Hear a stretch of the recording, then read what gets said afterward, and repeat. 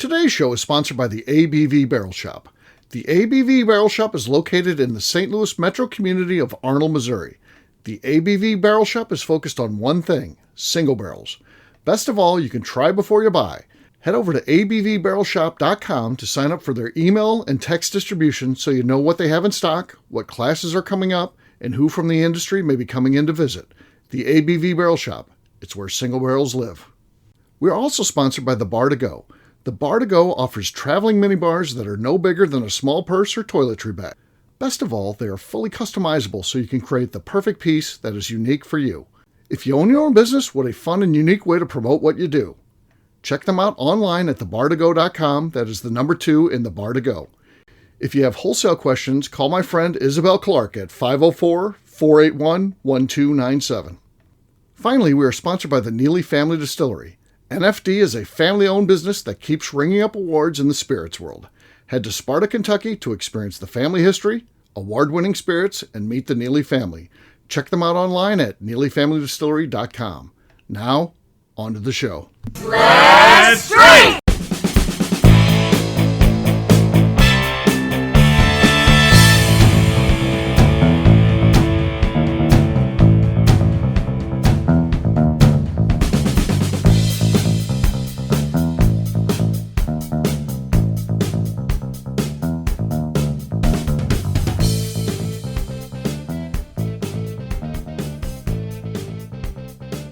Welcome to the Bourbon Daily, the podcast about everything bourbon delivered to you every day of the week.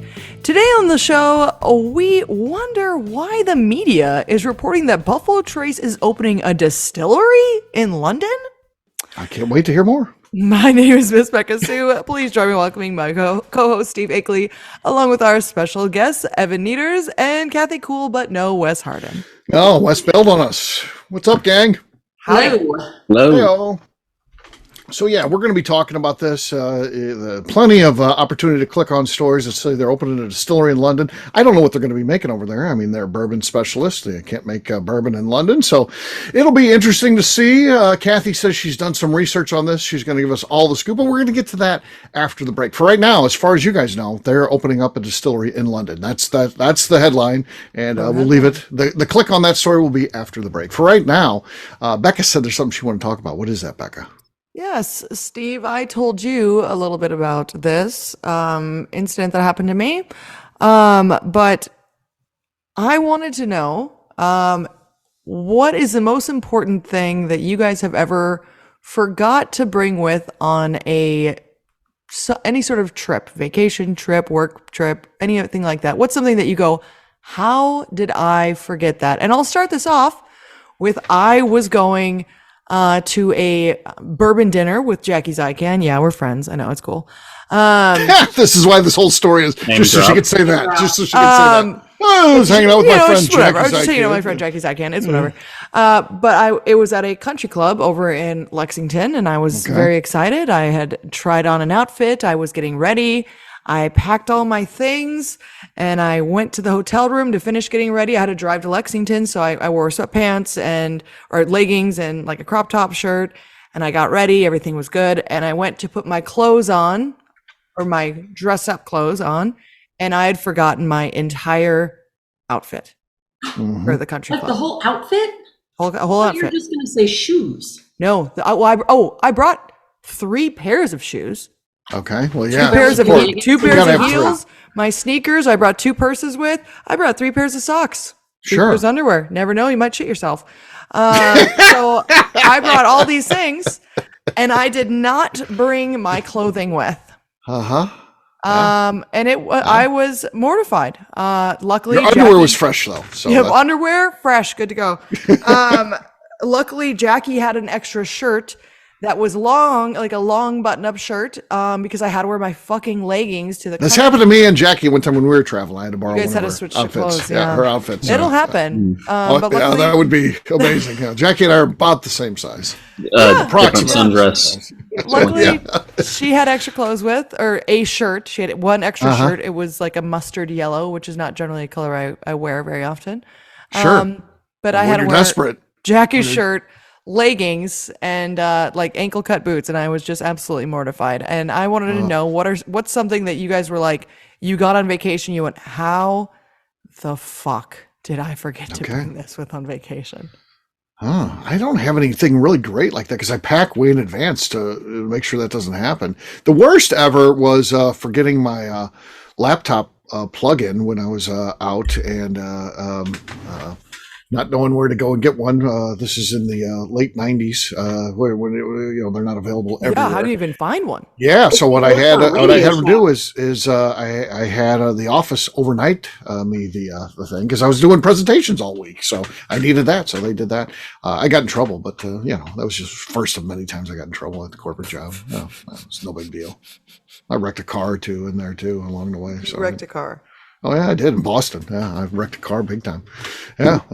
I was getting ready to make a legal U-turn, and I'm just driving down the road, and I was like, I was with a guy. And there's a whole nother story that goes in this context, but I'm driving by myself. We're traveling with the guy, and he's like, I need you to go and do this and call this guy. Meet him at the rest stop by the Will Rogers rest stop on whatever highway it was. What the hell kind of business meeting is this? So I'm driving down there, and then there's the Will Rogers rest stop on the other side of the highway.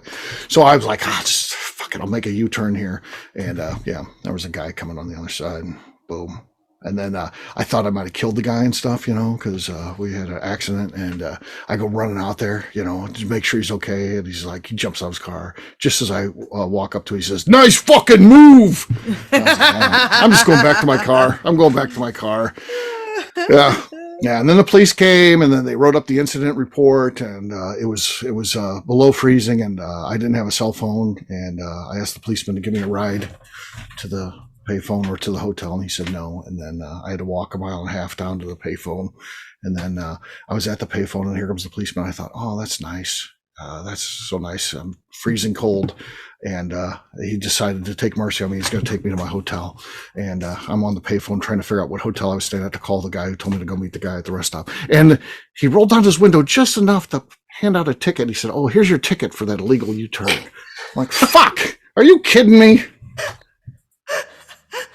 As if my day wasn't bad enough. I just wrecked 2 cars.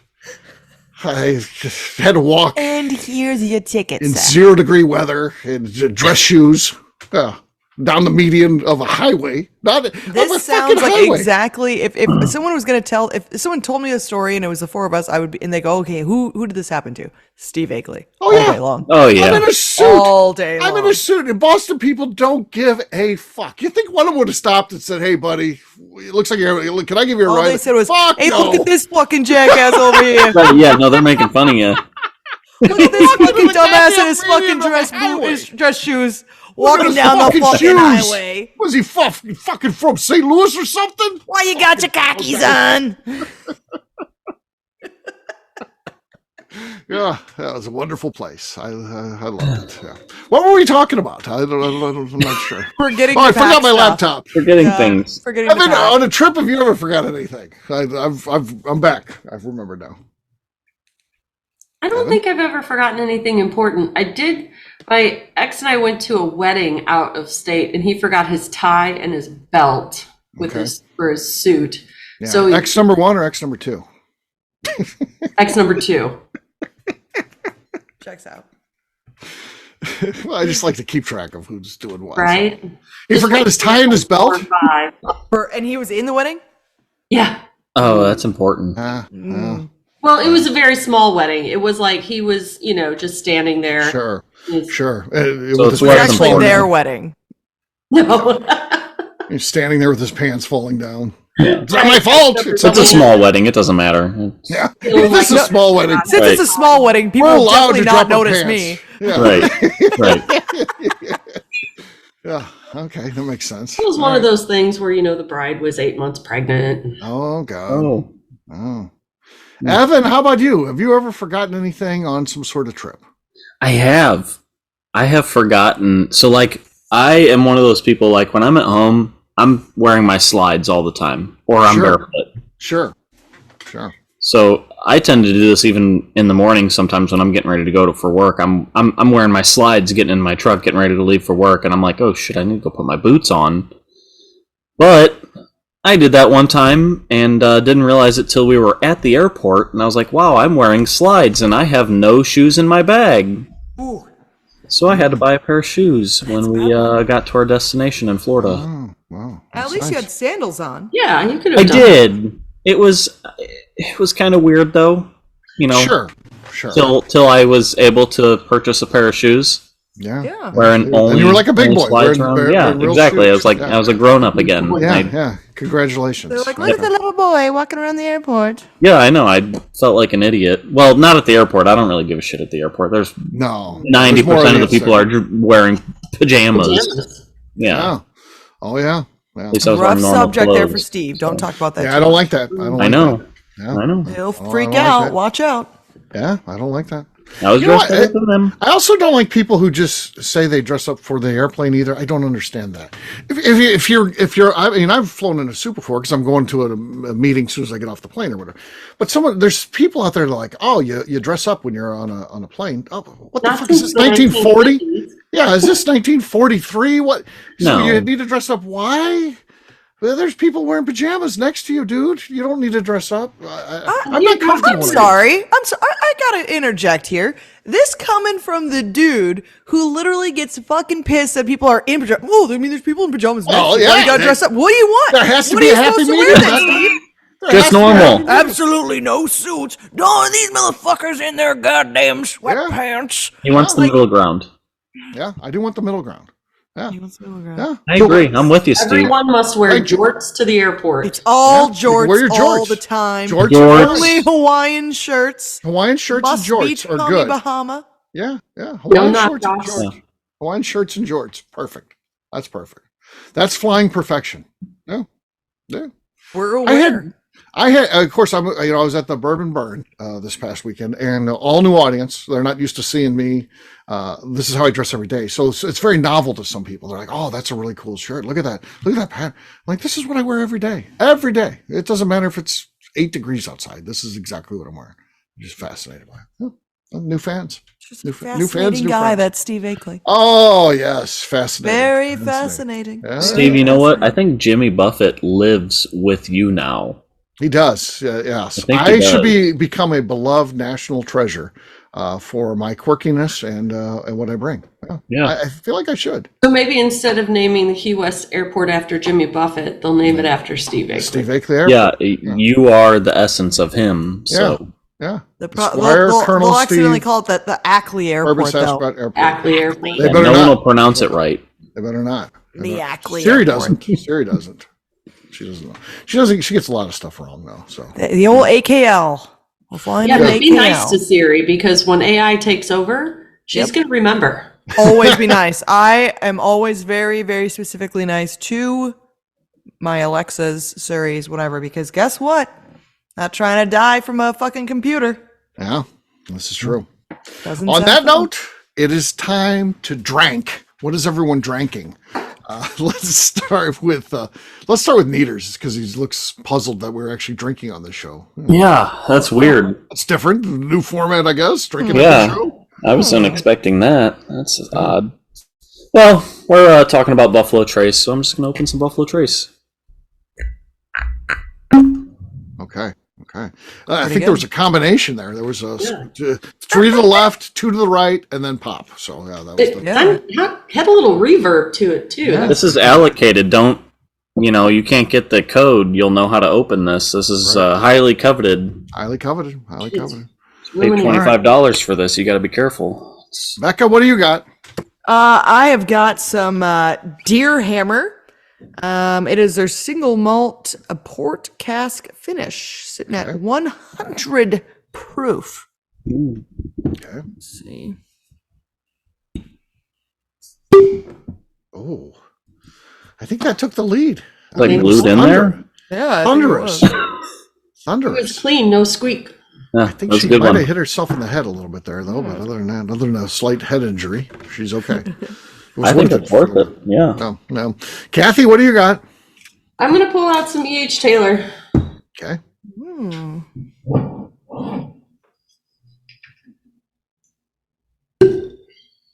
Very good. Not good enough, but very good. Yeah. Solid. There have been 3 solid cork pops, and I was hoping to win this one, and it's not going to happen. I got 10th Mountain for our buddy Ryan. Barrel shop pick. Let's see what we got. That was terrible. So, but it didn't need to be good because I wasn't going to beat what Beka threw out there anyways. Cheers. Cheers. All right, we're going to take a quick break, and then when we come back, we're going to talk about a brand new bourbon distillery opened in London. We'll do that in just a few.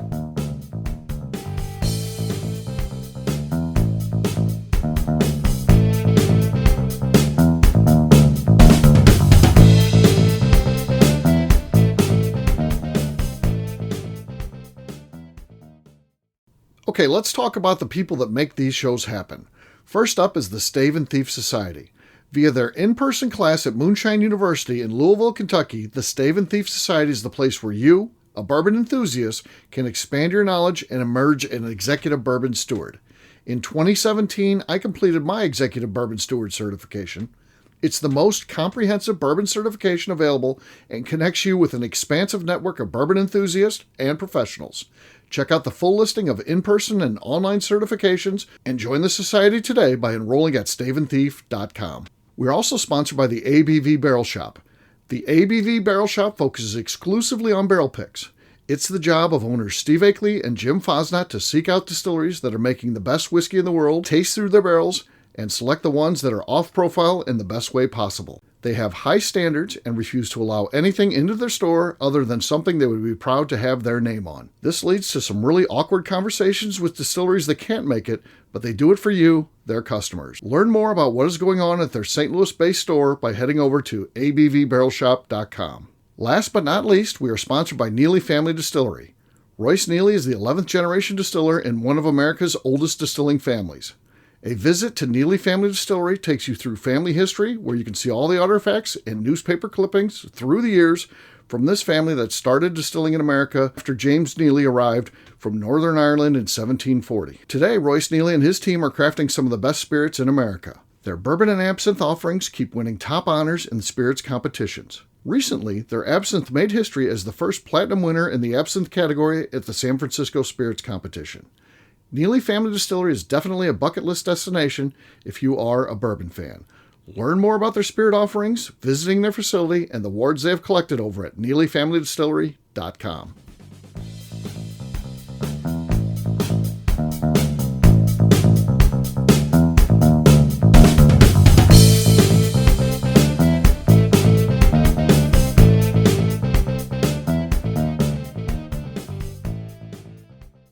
This is Richard Paul from Art of the Spirits.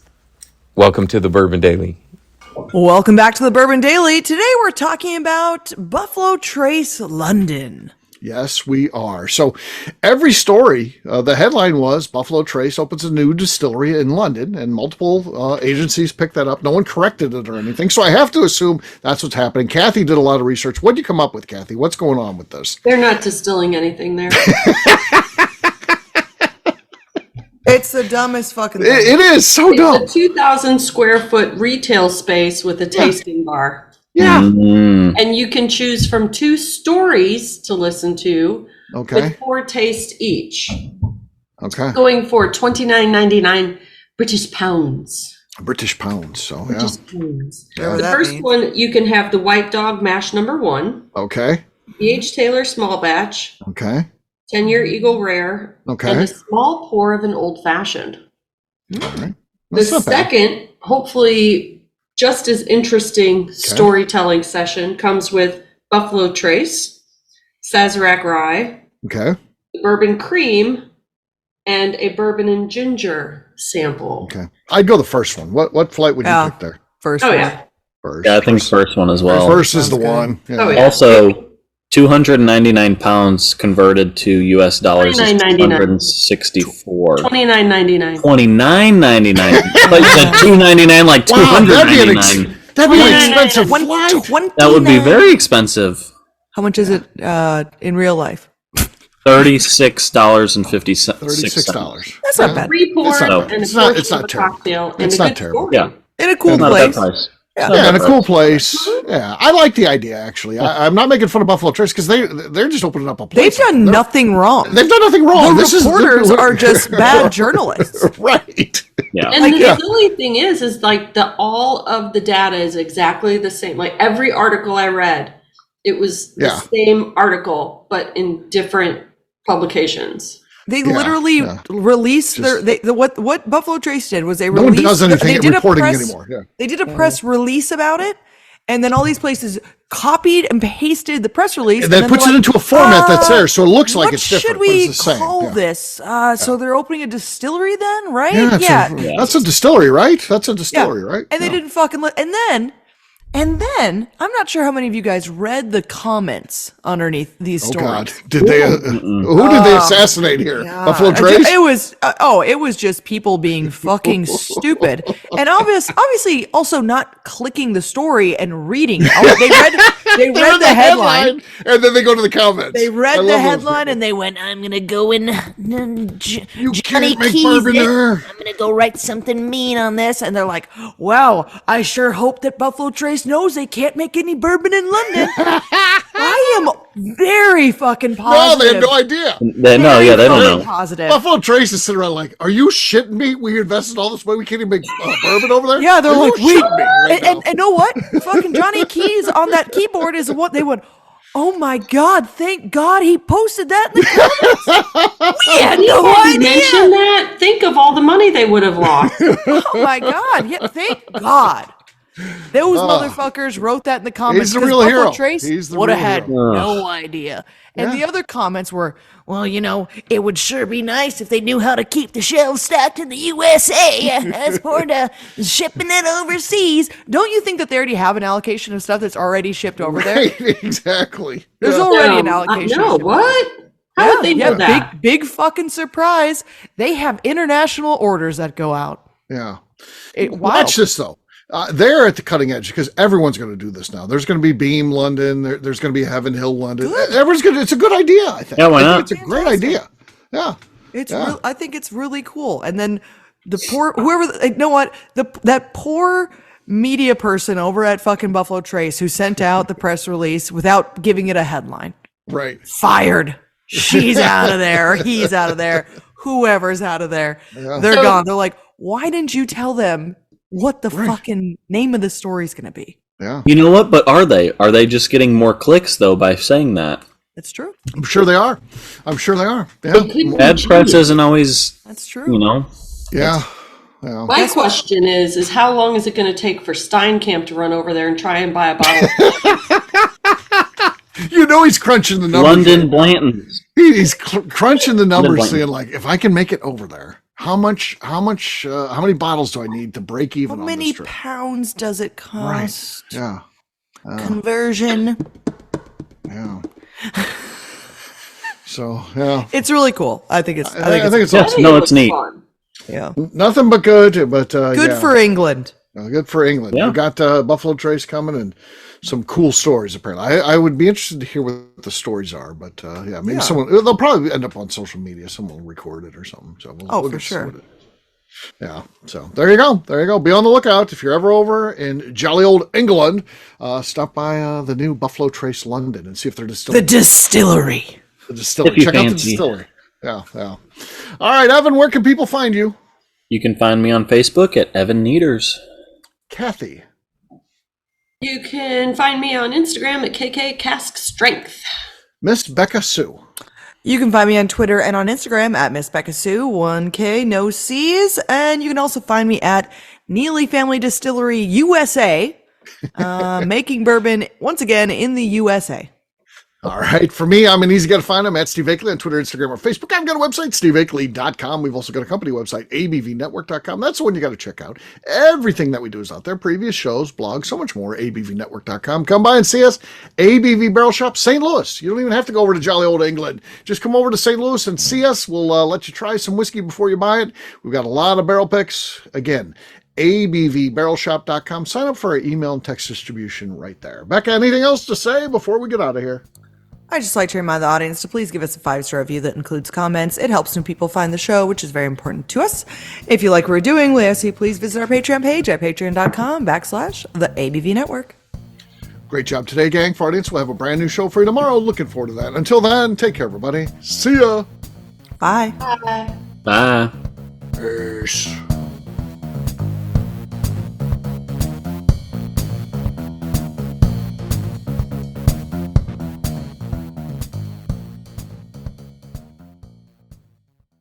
Before we finish the show, let's talk about some of the great companies that support the ABV network. First up is Moonshine Still Pro. Moonshine Still Pro is owned and operated by Russell Creed, who makes stills for the hobby distiller. He offers a one-stop shop for everything the at-home distiller needs. Whether it's a small, experimental stovetop still or something bigger you run outside, he has the still or parts you would have difficulty fabricating yourself if you were trying to build a DIY still project. Additionally, he has resources to assist in creating unique distilled spirits, including heirloom grains, barrels for aging, and recipes. Check out Russell's company online at moonshinestillpro.com. Finally, I have a question for you. Have you ever boxed a bear? Of course not. That'd be silly. Bears really don't follow the rules, so shots in the back of the head, punches to the nuts, and scrums after the bell would be the norm. A better idea would be to enjoy Boxing Bear Whiskey, a brand crafted by Nobleton's Distilling House in Union, Missouri, and sold exclusively at the ABV Barrel Shop in suburban St. Louis. This is a popular offering that sells out quickly, but when you are in town, stop by the ABV Barrel Shop and see if they have it in stock. Better yet, sign up for their email and text distribution over at abvbarrelshop.com and you'll know exactly when it is in stock. This is Steve Akeley, owner of the ABV Network, signing off. We thank you for listening to our programming and truly appreciate your support. The Bourbon Daily is part of the ABV Network. For more information or to become a sponsor, please visit abvnetwork.com. Thanks for listening and cheers. This has been a Steve Akeley production.